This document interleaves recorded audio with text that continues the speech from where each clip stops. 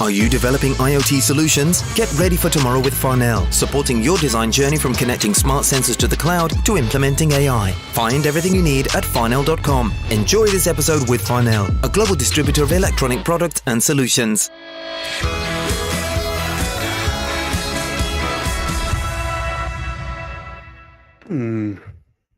Hello and welcome to the AVForums podcast for Monday the 11th of July. And we are back. We only just made it though, folks. We'll get into that in a second. But joining me tonight, we are a man down. Unfortunately, Jules will not be making it this evening. He's stuck on a calibration job and can't get finished on time.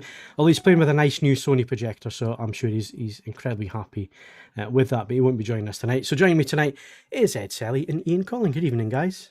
Hello, Phil. We'll get to the usual stuff, and we've got lots coming up tonight. So before we get into what we've been up to, hardware-wise, tonight we've got current competitions. We've got a very special competition as well for your chance to win some tickets to go and see some football. We'll get into that in a few minutes. We've also got some special guests tonight from AVF. We're talking about TV stands, mounts, all that kind of thing.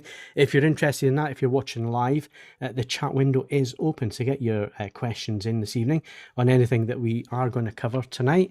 Also coming up, hardware-wise, we've got some AV news, or do we? That is the question. Hi-Fi news is there as well.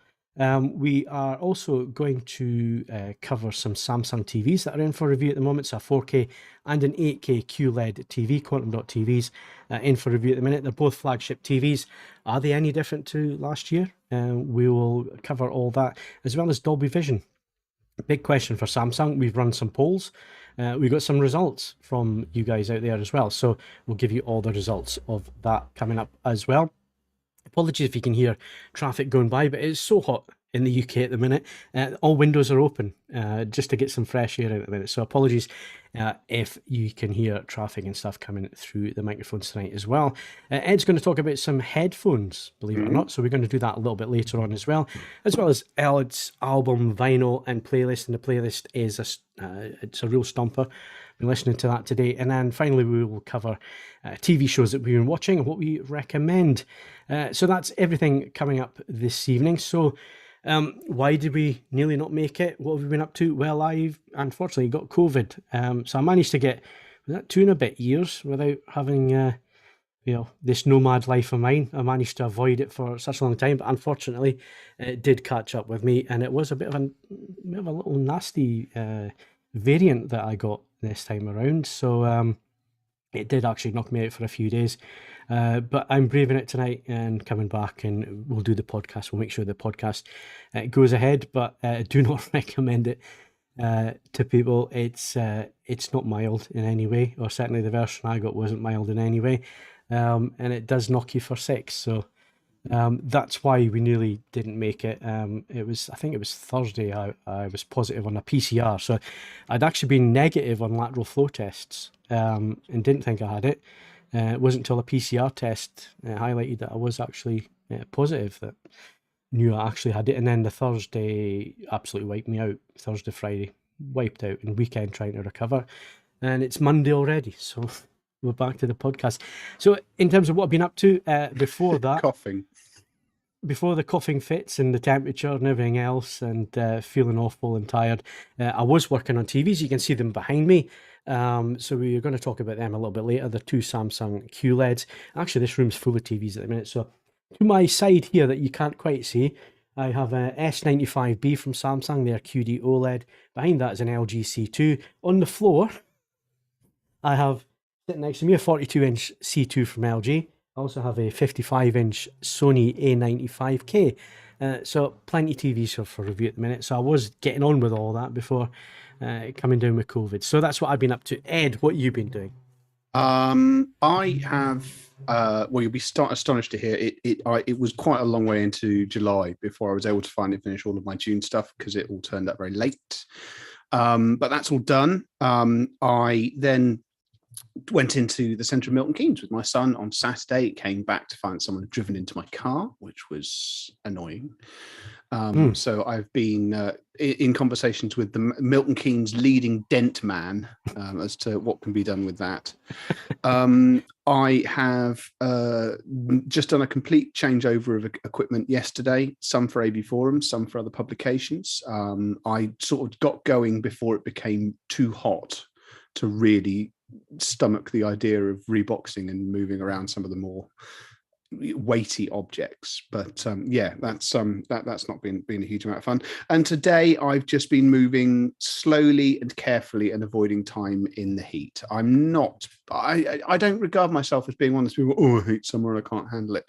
Once we're north of 25 degrees, I'm not at my best. But Ed, as Adrian Carliff has just said in the comments, and thanks for your comment, Adrian, it's valve amp season. Well, yes, usually at this point I'd be sent something which chucks out more heat than a 1-bar electric fire, but weirdly that hasn't happened yet. Well, I've actually got 2 Sony projectors heading this way, so we all know what projectors are like in the summer. I'm looking forward to that.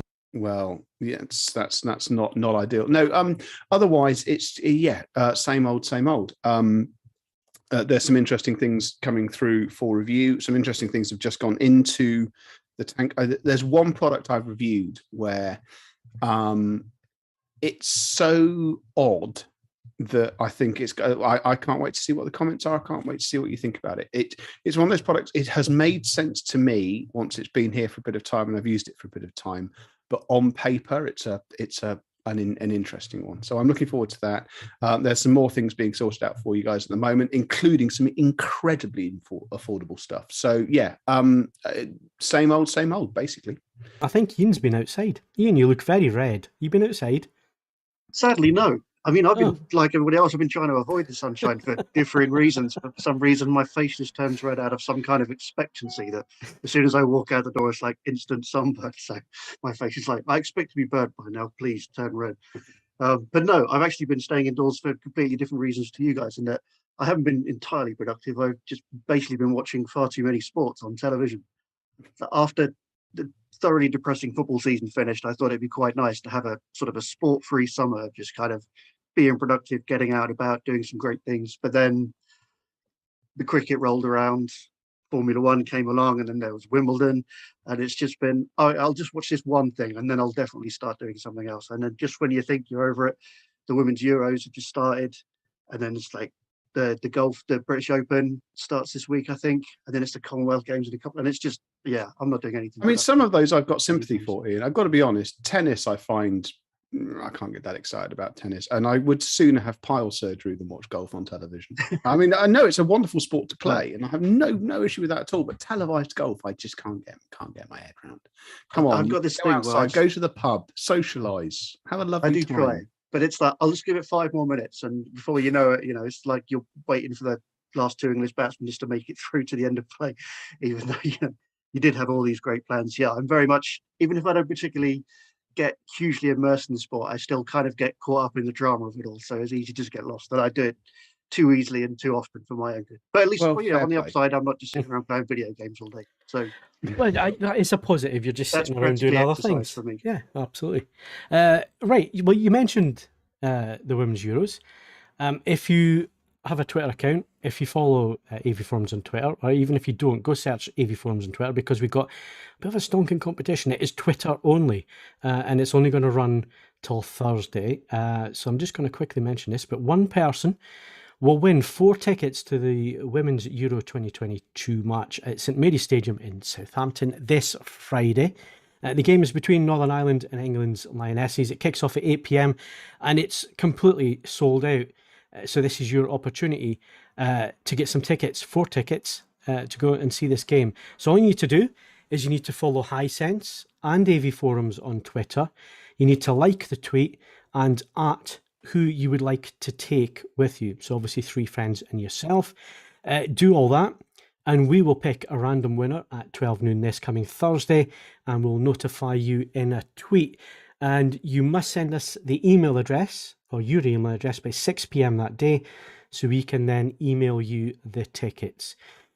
It sounds like a lot. It's all on our Twitter. Go find that if you are interested in winning at random 4 tickets to go to the Women's Euros, St Mary's Stadium in Southampton this Friday coming. So if you're listening to the podcast on Friday this week, I'm sorry you have missed it. If you're listening live right now on YouTube, great opportunity for you. Go to our Twitter, like us, follow us, follow Hisense, like the tweet, and at who you want to take, and you'll be picked out at random if you're a winner at 12 noon this Thursday. So go check out the Twitter feed for all the details on that one, and thanks to Hisense obviously for putting the tickets up for that as well. So if you're into your football, that's a cracking prize there. Talking about prizes, we're going to do competitions in a minute, but only when we get on the show, and we'll be back in a sec with hardware.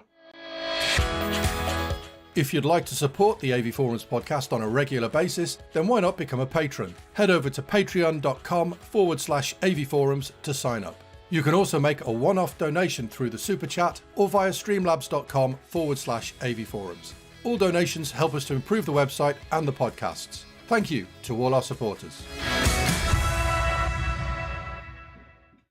Right, so we're back with hardware, and before we introduce our guest, who you've just seen pop up on the screen, we have our current competitions. I'm looking for a victim. I think you did it last time, Ian. So Ed, it's all down to you. Our current competitions. That's fair enough. You can win 3 times 100 gift cards for brawnaudio.com. And they've got some good stuff on the go. You can also win a Triangle Elara LN01A and turntable hi-fi system worth £799, courtesy of SCV. To go for either of those, head over to avforums.com/competitions to enter, and all competitions are open to eligible AV Forums members resident in the UK. It's basically everyone except Phil. I mean, We've discussed this before. If you're resident in the UK, you're an AV Forums member, just get stuck in. So Absolutely. There you go. We've got no previous winners for this podcast, but there will be some in the not too distant future because certain things have now closed. Yes, and there will be movies. So if you're wondering why we don't have discs to give away and so on, that is on the Movies podcast. That is coming along tonight, 8:30. You can join Kaz and the guys for that. So stay tuned. Same channel, 8:30 for the Movies podcast. But like I say, we're going to get stuck into the hardware aspect of this podcast, and we've got some special guests with us this evening. Joining us to talk TV stands and mounts and everything else, we've got David Godfrey. Hello, David. Hey, Phil. Nice to see you. Great to see you. And we also have Simon West. Hello, Simon. Hi there. Right, gentlemen. To avoid some confusion here, you're both from a company called AVF. AV Forums is called AVF by its followers. We are completely different companies here. So it's avfgroup.com is your website, /UK. If you want to find out about AVF, go and have a look at their website now. Find out what they're all about and all the products. We're going to ask the guys some questions. We're going to ask them all about their company. But just to avoid any confusion, it's not AV Forums we're talking about when we say AVF in this section of the podcast. Right, gentlemen. So one of you, I suppose, tell us all about AVF and what it is that you do and what you guys do. Well, we've to start with, just to find out who came first with the AVF bit. So 1977 AVF started. So, right, so we're the interlopers then. Fine, not a problem. Cool with that. So we're a UK company. We started in 1977, so we're nearly 45 years old. Always been in the Midlands, our UK head office, although we are global now. I've been for a few years. And we're now in Shropshire. So we moved from Wolverhampton in the early 90s, and we've been here ever since. Done a bit of manufacturing over the years, but we've always designed here in the UK.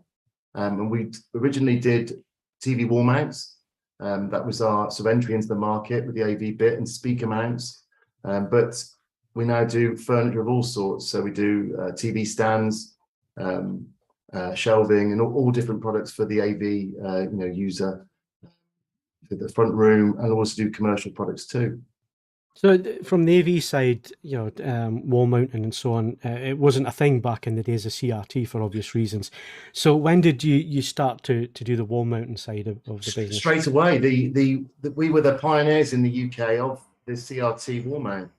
So you'll still see them up today. You'll go in an old pub and it's got an old, it'll have a flat TV, but it will be on an old arm that comes out of the wall with a platform that swivels, and there's a good chance that'll have AVF written on it, because we've been doing, so there's over 25 million mounts have been sold now by us over the years in the UK alone. So there's an awful lot of products.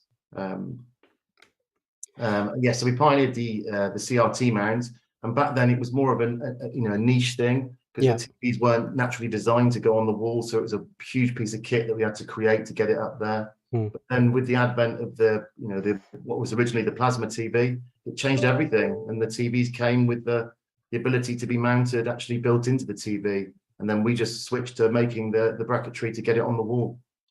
I mean, what side of the business is the most popular then when it comes to what people do with their TVs? Because I'd imagine these days with media walls and that kind of thing, I think wall mounting is probably the favourite. But is it? I mean, do people still buy lots of TV stands to stand their OLEDs and LCD TVs? Yeah, the TV stand still remains really popular in the UK. And obviously wall mounting's changed everything now. It used to be, just 10-15% of TVs would go on the wall, but now it's a much bigger percentage. But people do want TV stands still for numerous reasons. One being that they want the right viewing height for their TV. So putting a TV on the wall, just take it up high. Whereas a lot of people, they want the TV when they're sat down on a sofa to be at eye level, and the TV stand is an easier way of achieving that. And then the other big thing is all the storage that you get with a TV stand. People still have components and want to put a speaker there.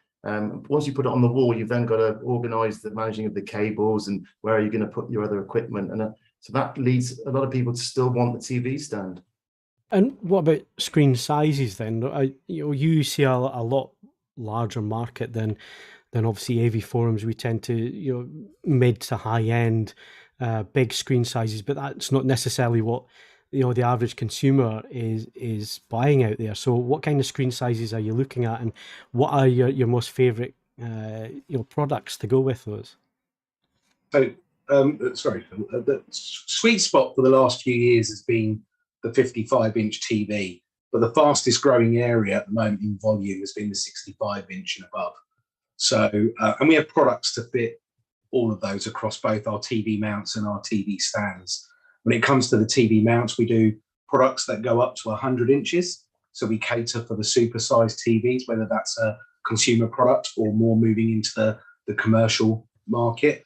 And then on the TV stand size, we do cater for those larger TVs to go up to the 100-inch TV. So we've got 2 meter wide TV stands, which allows them to hold those larger TVs. But we do cater for all TV sizes down to the smaller TVs out there, but the volumes have really dropped out. Once you get below 32-inch, a lot of the volume then has dropped away as retailers have stopped selling those smaller size TVs.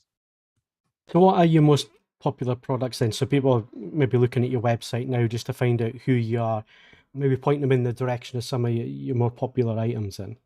So on the TV mount side, 2 of our more popular products is what we call, all of our ranges come with family names. So under TV mounts, when they go on the website, if they hit Prestige, they'll see some of our larger TV mount products are multi-position products. So products that extend, swivel and tilt out from the wall, and tilt and turn products. They go up to 100-inch TVs.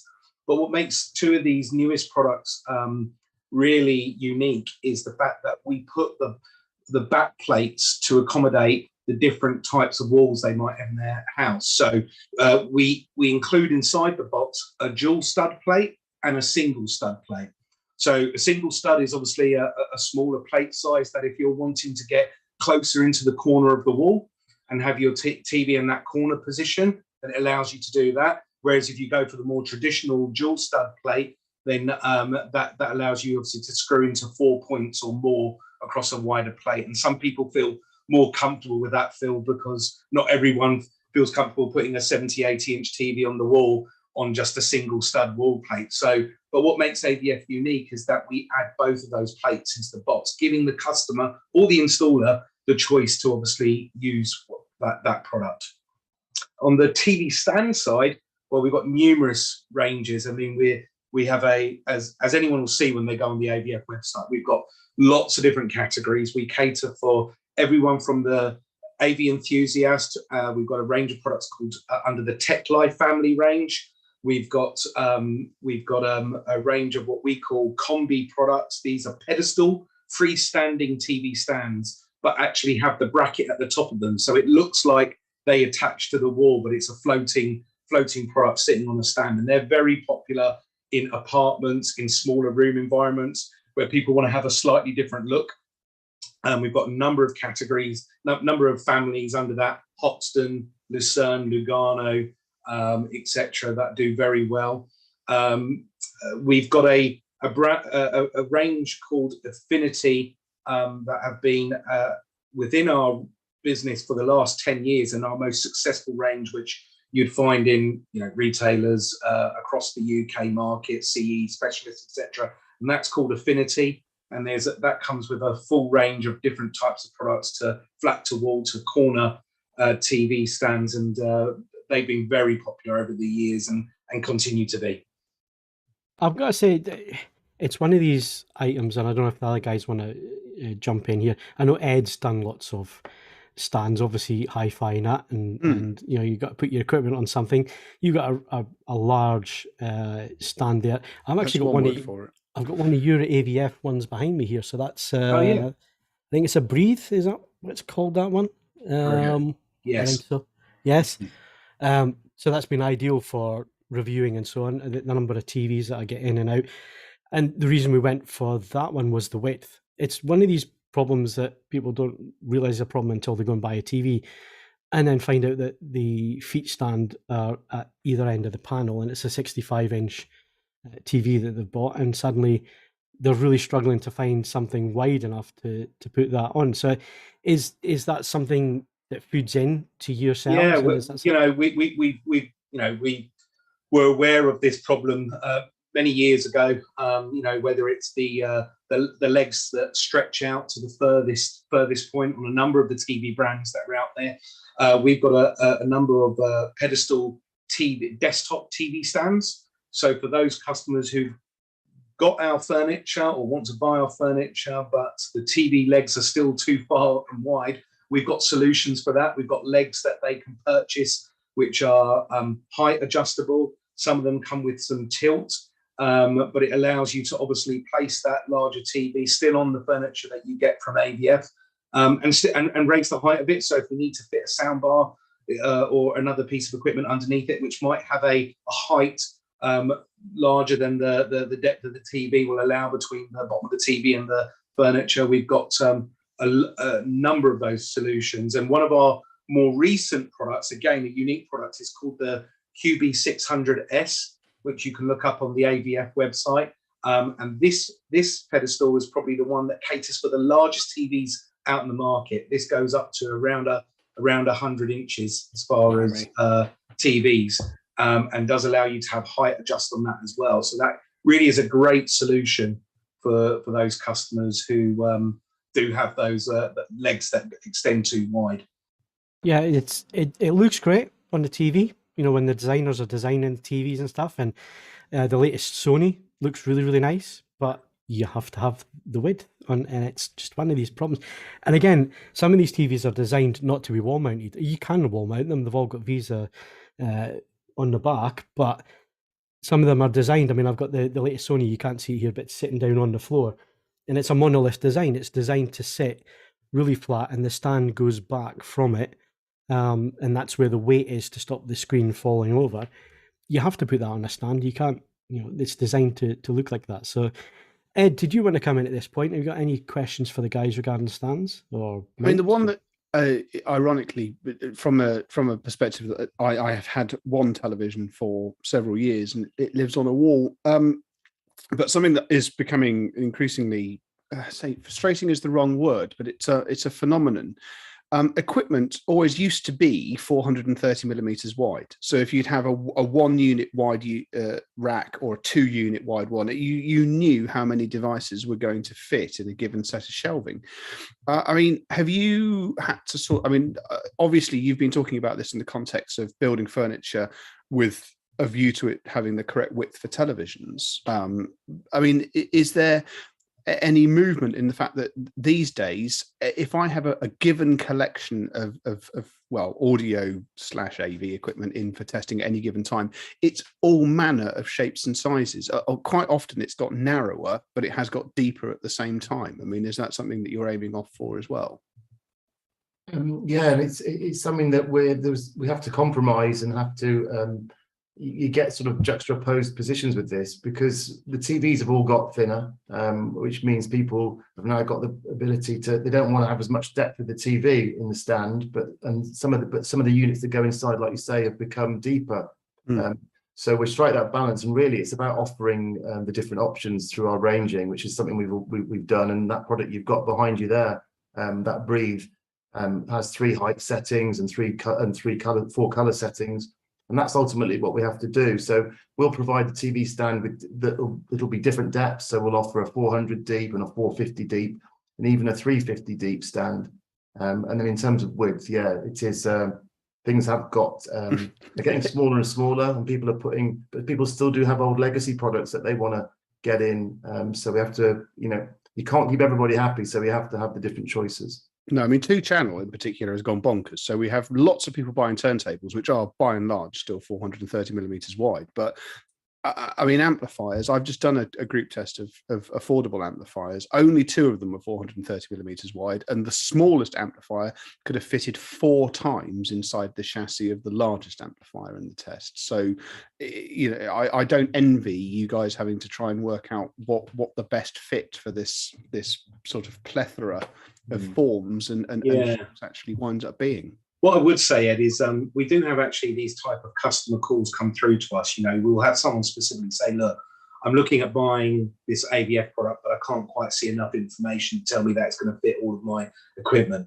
We do have all the spec and CAD drawings and all this. So when people can give us dimensions of their particular equipment, then we can point them in the direction of one of our products. And I think one of our USPs is, as Simon just said, is it's our breadth and width of TV stands. Yes, there are other brands out there, but not that cover the amount of sizes, widths, depths, heights of shelves, etc. So in general, I would say, although we can never guarantee that we can cover everything out there, we can generally point people in the right direction with one of our products and one of our families. That's ideal from my perspective, because, as I say, there's some bonkers form factors hitting and not simply at expensive price points. There's some really and we get those kind of calls come through, and that's where AVF's customer service that really kind of stands out, and it can offer that kind of expert advice and help people with those type of decisions, because it's not depending on which product you're going up to. AVF TV stands, they'll cover all price ranges down at the lower end, so sub £100 to anywhere up to £1,000, £1,500 and anywhere in between, and that will come. They'll all come with different features and spec designs, etc. So depending on what you want from us, there's probably something out there that you can fall in love with. What's the strangest request you've ever had? And I'm obviously still talking about AVF with you. I might have to ask Simon. He's probably taken more of the bizarrer ones than I have.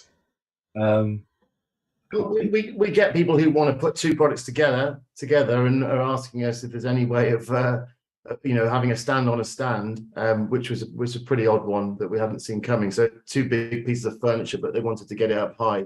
So they wanted to bolt them together, and could we assist them with that? Which was a bit odd, but like I said, we've got the engineers and the designers in Shropshire, so they will, if they have to, they will try and help the consumer, and they will sometimes actually make something for them. So we get a lot of requests, but I'm probably not the right person to ask that. Yeah, I mean, you switch any TV channel on nowadays as well. A lot of interior programs now, a lot of design, especially with having lockdown and all the rest. That people are looking inwards now. They're not moving house. They're maybe looking at what they can do with their property. So, have you been watching that market? Is that something that you always keep an eye on? Are you open to architects coming to you with ideas for designs for stands or mounts, or how to fit various bits of equipment in rooms? Yeah, absolutely. And we do get approached, and we welcome input from designers and end users. yeah, and it really, because we are a UK company, we're creating for the UK, even though we're global, we start in the UK with our design. So we appreciate the input when it comes in, and yeah, we will adapt products, and we will, our direction can, it's not always going to be our idea, it can come from the marketplace. So yeah, we encourage that.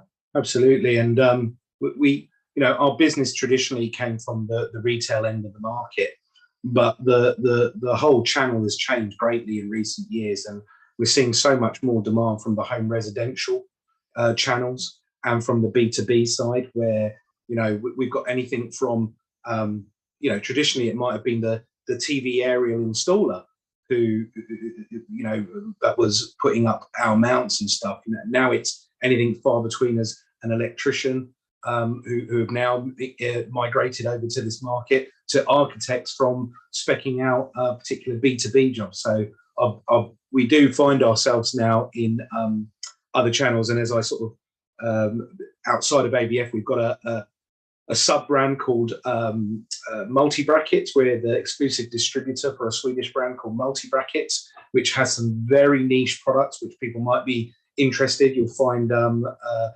link to Multi Brackets on the AVF website, and that will show you some really niche products out there, like for example TV wall mounts that go out to 40-inch reach, so that people can get a full 90-degree turn off of an extra large TV if they're wanting to swivel it out to the garden, or have it in an L-shaped room, or move it from the dining room into the living room and stuff. So outside of what I would call the traditional standard multi-position tilt and fixed mounts, under the Multi Brackets, you'll see lots of different styles of products, pull-down mounts, gas arm products, lots of variation. So again, if you're wanting something a bit weird and wonderful and a bit different, I'd have a look at some of the Multi Brackets products as well, because there's some exceptional designs within that range of products.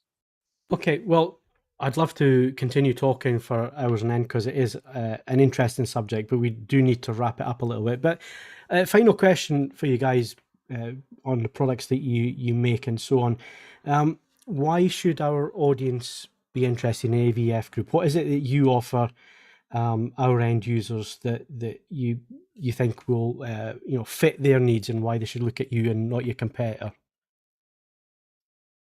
Well, there's a few things, and I'll just throw a couple, and then David can add some on top. But it's the fact that we're from the UK, designing products for the UK with all the support thereafter. So, like I say, we hope we don't get calls, because we put everything in the box so the consumer can, the end user can get it right.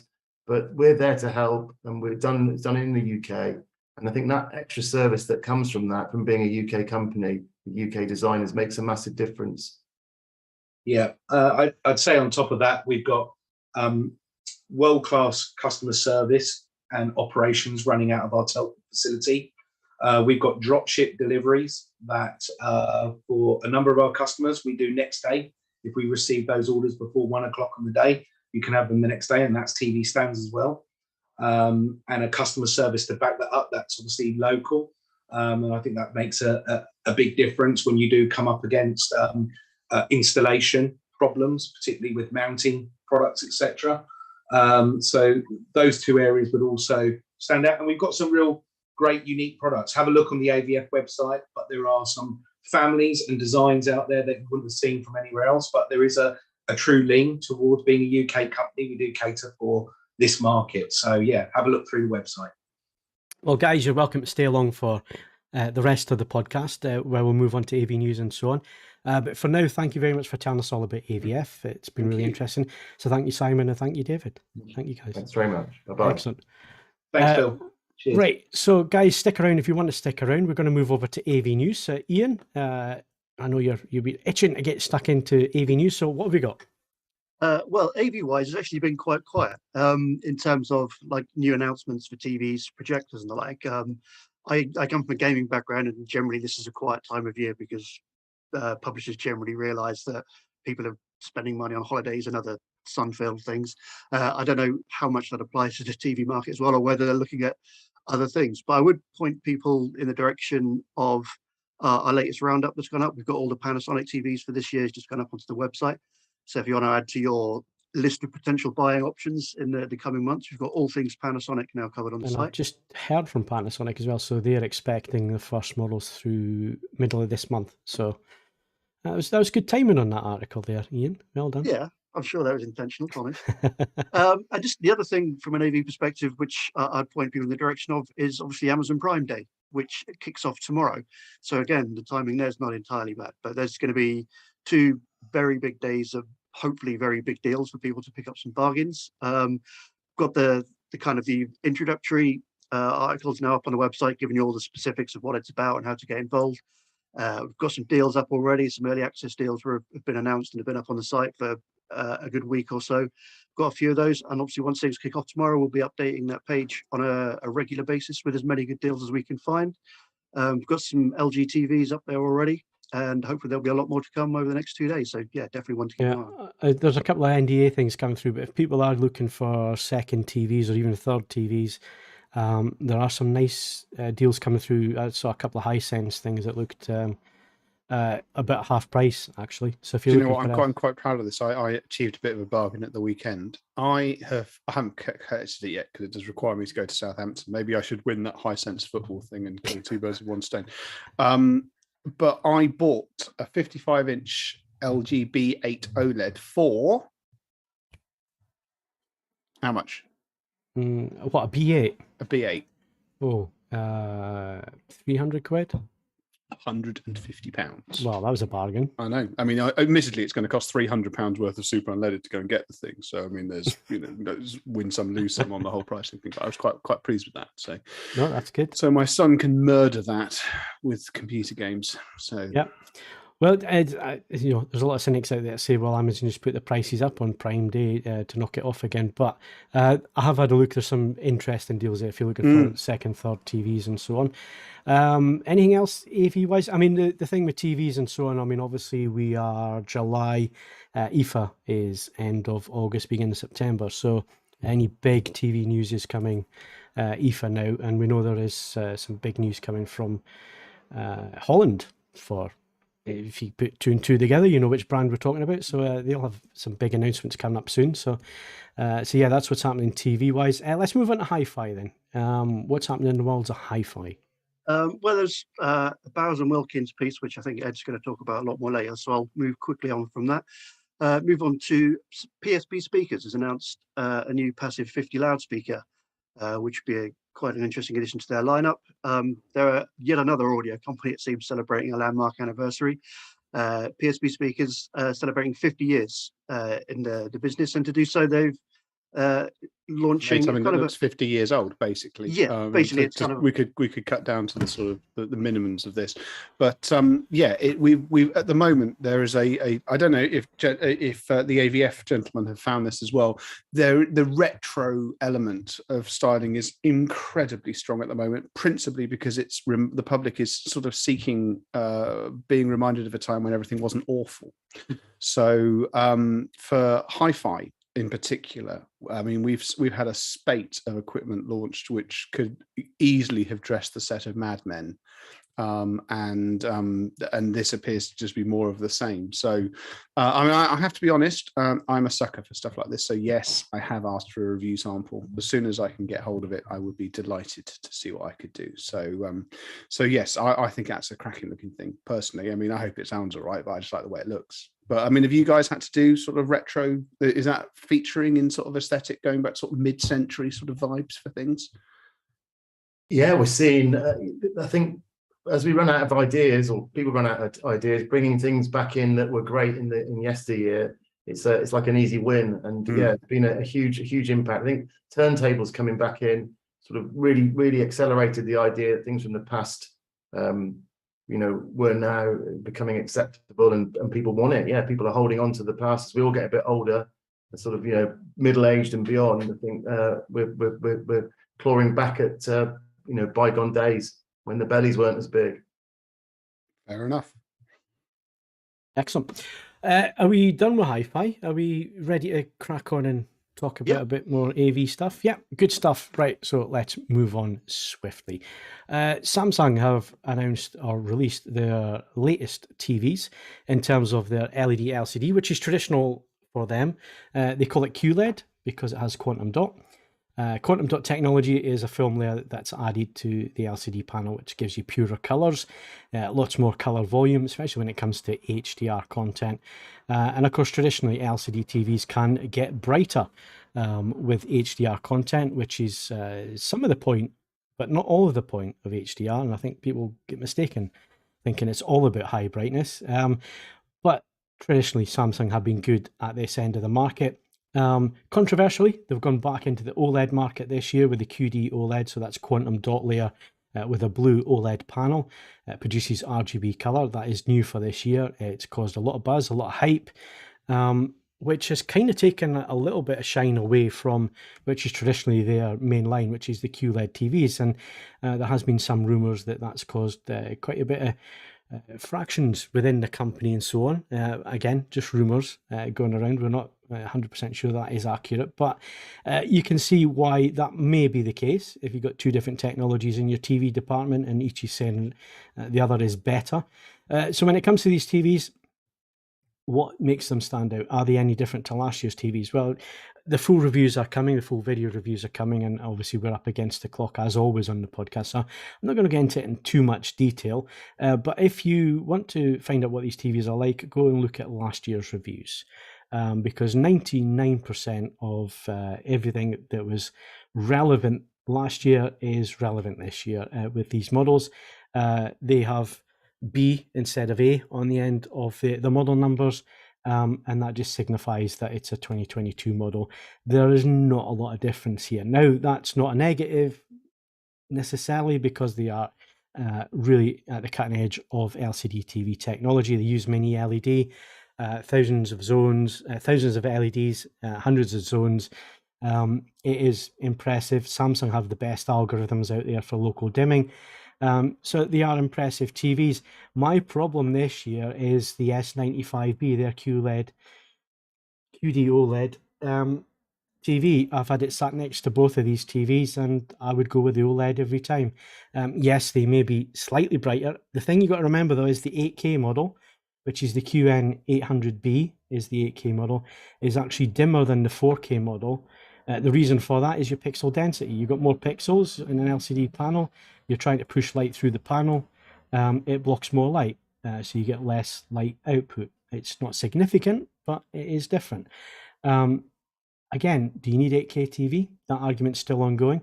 These are all things I'm going to go through in the reviews. So I just wanted to give you the initial thoughts on the TVs. They are sitting behind me there. They have been getting tested before I was ill last week. They will continue to be tested this week.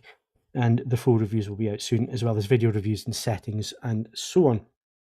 But yeah, if you want the quick review, go read last year's. You'll get the general gist of what's happening this year with that.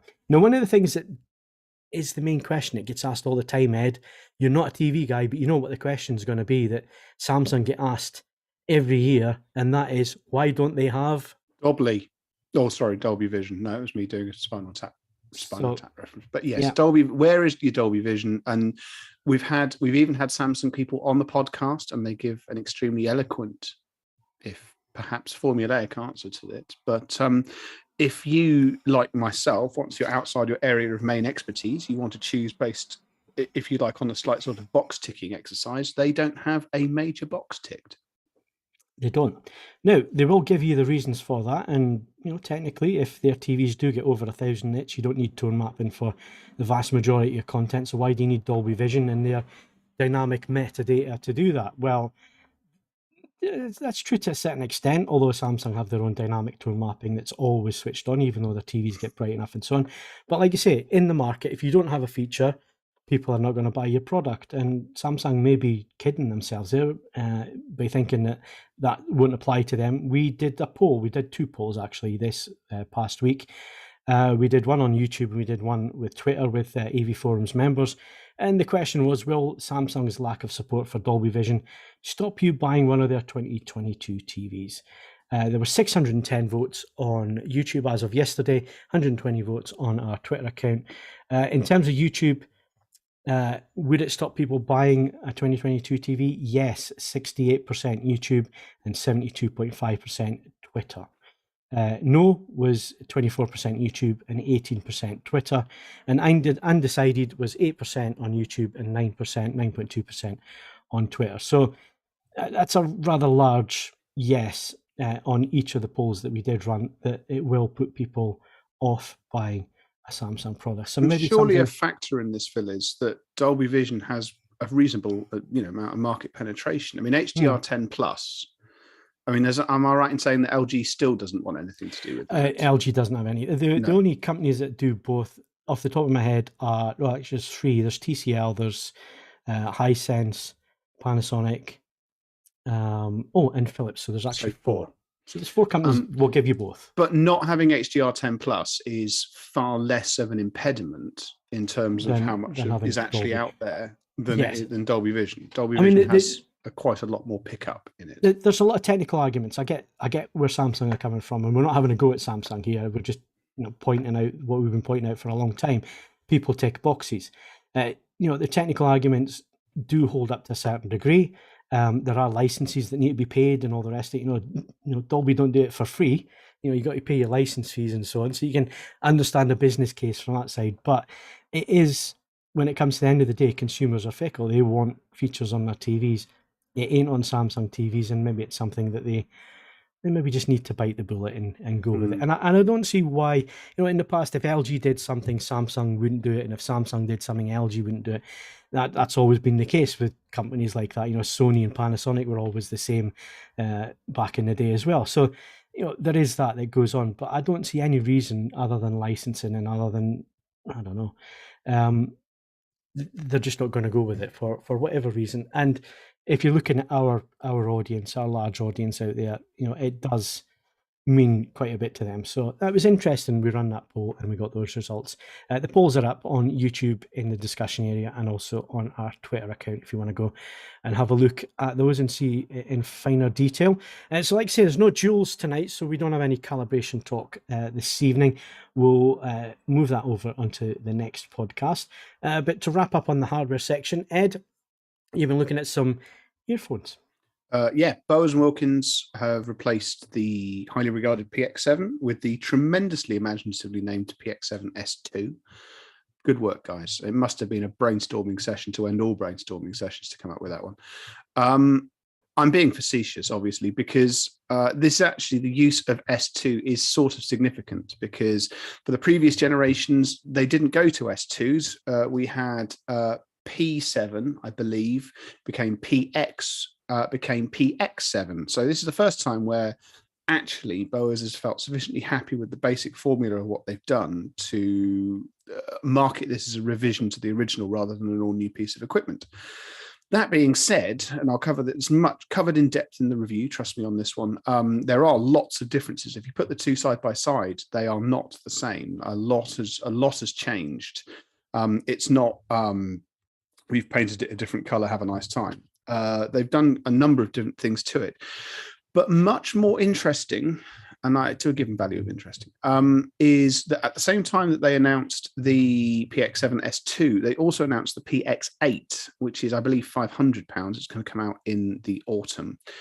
Now, you can accuse me of breathtaking cynicism at this point, but my interest when I was listening to the PX7S2 was, presumably for the PX8 to make sense, that has to be where all the fireworks have gone. This is going to be I figured that this was going to be a revision, and it couldn't possibly be sensationally good, because that would mean that the PX8, well, what would be the point in that? I'm now very, very interested to listen to the PX8, because this is a significant step forward over the original. It sounds better. It has a number of little tweaks, which is interesting, again, as much in the way that it's been marketed as what's been engineered. Bose and Wilkins headphones for, nearly 10 years now have had angled drivers inside the enclosures. And they've made a big play of this up until the PX7, when it barely figured in the marketing copy. And I actually dug out the beauty of Gmail is that it keeps every press release going back to the year dot. So I was able to dig out the original press release, and the PX7 press release, they made almost no mention of it. And it's back being a big deal in the PX7S2. It changes how It gives them Bose headphones a very distinctive sound.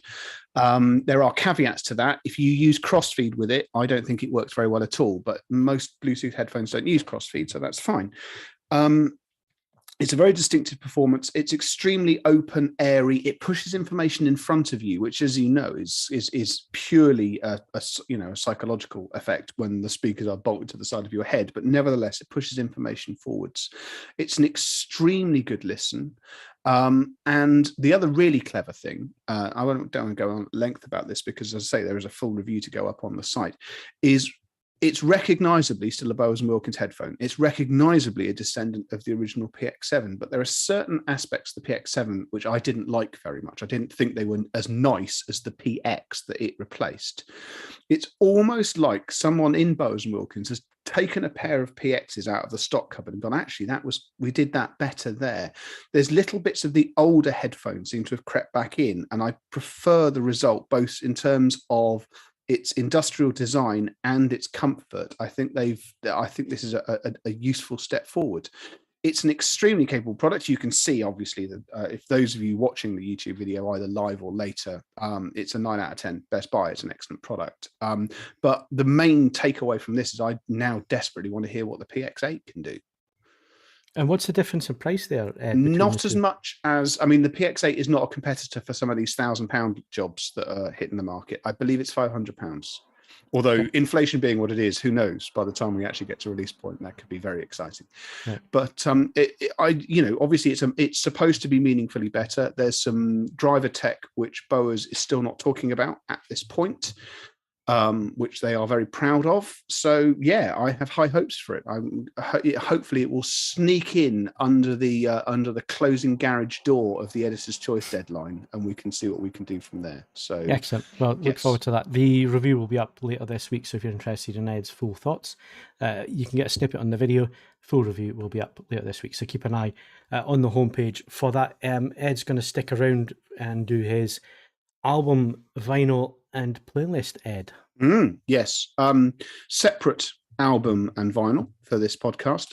Album of the week is a band called Metric, who are Canadian, but please don't hold that against them. Metric have actually been around for the better part of the century. This is, I believe, their 5th or 6th album, Formentera, and I really like it. They have a very distinctive style. It capitalizes on a reasonable grasp of both electronics and instruments. And they have an exceptional vocalist who, embarrassingly, their name I can't remember even.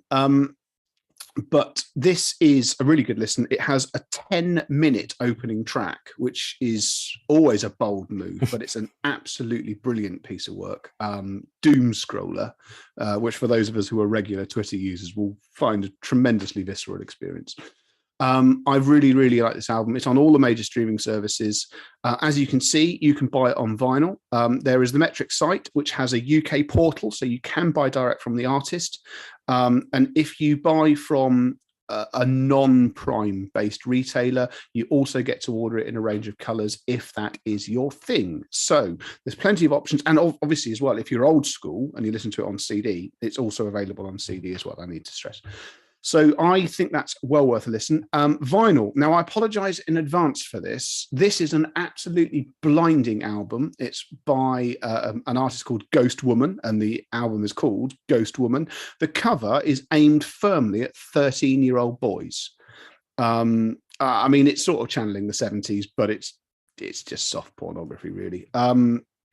Please ignore the cover or look past the cover. This is an absolutely cracking listen. I absolutely love it. It channels the sort of mid-70s through to early 80s sort of, rough and ready sort of rock end of things rather than the glossy, overproduced stuff. I've thoroughly enjoyed listening to it. It's a real grower. You listen to it the first time, you think, yeah, that's all right. And then you find yourself going back to it and back to it and back to it. I cannot recommend it highly enough. I've taken a punt on it as the vinyl release because it's the sort of production that sort of benefits or works well as an analog pressing. It's not an artist I've ever purchased from before, so I can't vouchsafe for it being astonishing quality, but hopefully it will deliver. It's in the post. It hasn't yet turned up for me, for which I apologize. But yeah, it's a good listen. I thoroughly enjoyed it. Again, it's on all the major streaming services if you don't entertain analog, which is perfectly fair enough. Playlist of is a first time we are revisiting a playlist, because I haven't looked at Spotify in donkey's years, but I was testing a product with Spotify Connect and it was in my saved favorites, and I went back to look at it and I realized to my amusement it had been updating for 2 years. This is called Night Rider, and if petrol didn't cost enormous sums of money, this is music to drive around in the dark at speed. That pretty much tells you everything you need to know about it, really. But it has been updated quite routinely over the last God knows how long since I last mentioned it on the podcast. It's pretty samey. You have to sort of like electronic music for it to have any resonance at all. But I've enjoyed having it on in the background. Haven't actually done any driving, obviously, because that's an incredibly expensive business. I had it on today when you put the link up this morning while I was writing, and I got 2,000 words done in half an hour. So I don't know if there were any good words, but I got 2,000. Yeah. So that's there. It's one of those ones where you'll be able to pull a couple of artists out and then go on a bit of a dive of the other stuff that they've done.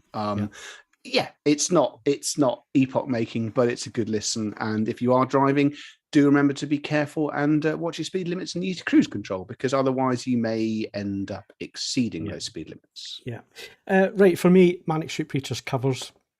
Didn't see that release coming, and it's okay. I thought it was dreadful, but I felt it was important to flag it. I think you've got to be a Manics fan maybe for some of them. I've been to a few live shows where they have done a lot of those covers, and I do. I mean, the Bright Eyes cover is the Bright Eyed covers is so awful. It goes out the other end, and it's quite magnificent. Yeah. So yeah, if you want to find out what we're talking about, go have a listen to that. It was released this week. I think it was a silent release because I didn't know it was coming until you sent me the link. So there you go. Any recommendations for music choices from David and Simon? David? You're on mute, David. Sorry. Yeah. I am the worst person. I'm an embarrassment to my children when I even talk about music. At the moment, I'm just having a look at what I'm listening to at the moment. I'm between. This will give you a good idea. Fleetwood Mac and Duran Duran at the moment. So that will show you. It's the dawn of the 80s. Yes. Well, I'm a 70s born, but I guess I was listening to Cheese in the 80s. Well, most of the gigs I've been to in the last 2 years have been 80s bands. So OMD. We also have been to see Bryan Adams and loads of them. We went to a couple of 80s festivals in the last couple of years. Yeah. Well, like Human League and I love that era. Absolutely love that era. Yeah. So, thumbs up from me. What about you, Simon? I've been trying to let go of some of the stuff from the past and going to all the old, I was doing that for a long time. So I've started to, there's a band called Hamish Hawke. He's from up in Edinburgh, actually. There's a bit of a throwback to sort of some of the early Smith stuff. But yeah, it's a good band, but they're not very big, but I've seen them a couple of times. They're doing some of the festivals this summer, so I like them. Okay, yeah, I'll look them up. I will listen to that. The premise of Morrissey without the Morrissey, that's always an appealing idea, actually. I'll agree with you there. I agree with that. What about you, Ian? Any recommendations? Music? Not really. I'll just endorse whatever Ed says because he seems to have better judgment than I do. So I'd follow his playlist over anything I can. That was an easy out then. So very quickly, just to wrap up tonight, we'll move on to our TV shows. What have we been watching? We're having COVID. I've had plenty of time to watch TV, so I did the whole season, apart from the final episode of Stranger Things 4. I've been meaning to do it for a while. The final episode's 2.5 hours. I couldn't fit that in today. It was just too long, and I want to watch it in one sitting because it started off slow. It's it's built up to a nice point at this point for the last episode. So looking forward to that. If you haven't seen it yet, but you have invested in the other 3 seasons, I highly recommend that you give it the time. They are longer episodes, they're over an hour. Some of them an hour and a half long. Like say, the final episode's 2.5 hours long. So they are longer this time around, but definitely worth it. And they've just confirmed season 5 is coming in 2024. So the kids will be in their 30s. Yeah. The time that comes out. But definitely worth watching. It's been fantastic. And like I say, I haven't seen the final episode, but it's built up nicely to Which that. random 80s artist is going to have an explosion in popular culture? Do we It's reckon done next Kate time? Bush. It's done Kate Bush well, hasn't it? I'm going with Number Hall one. and Oates. Are you? Well, seemingly Metallica didn't do too bad as well as a second to Kate Bush, so they seem to come out all right. Seemingly it's the final episode. I haven't seen how they integrate that yet, but I'm sure it'll be good. The other thing I started watching, I watched an episode and a half, is the Lazarus Project on Sky Max. It's a bit of a Groundhog Day where they use time travel to stop the end of the world and there's certain agents. That's as much as I'm going to say about it. It's a really interesting premise. So far, I'm quite interested in giving it a bit more of my time. Knowing me, I'll give it a whole season and I'll cancel it, but it's up there. It's on Sky if you've got Sky Max, I think it's on. It will be on Now TV as well if you've got Now. It's an interesting premise. Go give it a go, see what you think. That's my recommendations. Ed? I've watched barely any television. I've been reading, caning record players, and walking around in the nice weather, hunting down calippos. So I have no television recommendations for this period because I simply haven't turned it on. Okay. Ian?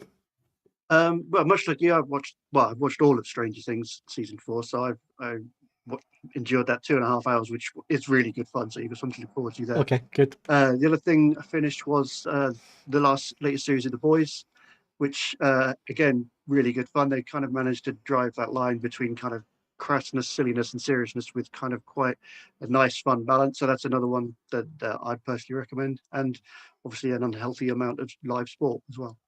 Okay, excellent. So let's round things off. Simon, what have you been watching? Anything you recommend? Well, I've delayed watching the latest Ozark, and I'm going to put that on. That's what I'm going back to. I was delaying it in case it was ever another lockdown, because I watched a whole lot in the first. But yeah, so Ozark for me. Okay, and David? Yeah, all the above. Got through most of those. Umbrella Academy. That did pique my interest. I think that's the next one I'm going to. It's a hard watch, the first 2. They're builders, but this 3rd series is a cracker. So, Okay. yeah. Excellent. Good recommendations there. Quickly move over just to see if there's any questions that we need to cover before we finish for the evening. I did see some questions regarding the TVs that we're talking about. Rockefeller. Which one's better, the QN95 or the QN800? Like I say, one's a 4K, one's an 8K. 8K is slightly dimmer than the 95. They've got relatively the same features on them. Look out for the reviews. The reviews coming soon. Yeah, it's the same thing. Somebody liked your recommendation of Metric there. Ed, where are we? Just checking just to see if we're missing anything, because I'd hate to miss anything. Really enjoyed the last season of Stranger Things from Daniel. That's great, Daniel. Really looking forward to the no calibration discussion. Unfortunately, Jules couldn't make it this evening. Normal service will be resumed next Doing some podcast. actual calibration. He is. He's on a job at the minute, so unfortunately it overran, as these things sometimes do. He hasn't been able to make it here. Wayne asking about how many more hours of us enjoying our own voices before being informative. I'm sorry about that. It's been 10 years, so Yeah, it has. We've been going since, well, actually 2006 we've been doing this. So yeah, for me rather. So. if you're not tired yet, then well done. You've stuck around a long time. QN95 and the 800. Yes, we got as much information out of me as you're going to get before the reviews, mainly because I was halfway through testing these when I got ill, so I haven't been able to spend the last 4 or 5 days looking at them to finish those off. So I've given you everything that I've got so far, and I've built you a little bit of a preview of what to look forward to. Stick around for the reviews. they'll be out next week, and I can guarantee they will be out next week, as well as videos and best settings and all that kind of thing. Plus there's comparisons between the two TVs and the QD OLED. So I've done a lot of work so far. There's a bit more to do. It'll all be out next week, so stay tuned for those reviews. Sorry I didn't give you any more information this evening, but you got everything that I've got so far, rather than sitting here and going through the graphs, which would be quite boring to do, actually. It's better to spend your own time doing that. Next live podcast, we are around on the 25th of July, so please join us for that one. And don't forget as well, Movies Podcast is coming up tonight at 8:30 as well. But I need to thank our two guests this evening. Thank you very much to David and Simon from AVF. Thanks, guys. It's been a pleasure. Do come back and join us again. Yeah, we'll do. Appreciate that. Excellent. Well, thank you very much for your time. And also thanks to Ian and Ed. Thank you, guys. No worries. Cheers, Phil. And coming up next is the Movies Podcast. And of course, if you've enjoyed this podcast, then please give us a like and subscribe.